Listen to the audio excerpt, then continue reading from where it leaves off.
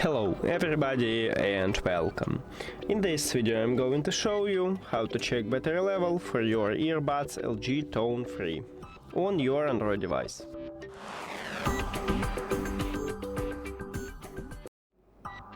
And basically we have a few options how to check it. The first one, we can use a control panel. And right here we have battery percentages.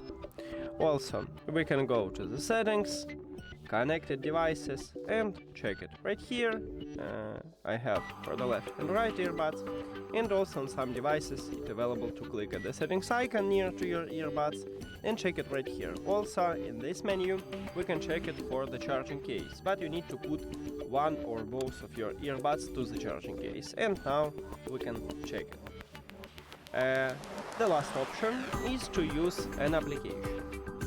So open LG TONE Free application, and if you add your earbuds to the application you will see them at the device list. And now we have the information for both of these earbuds because it have the same battery level, and also you can put your earbuds to the charging case or both of it and check the battery level for the charging case.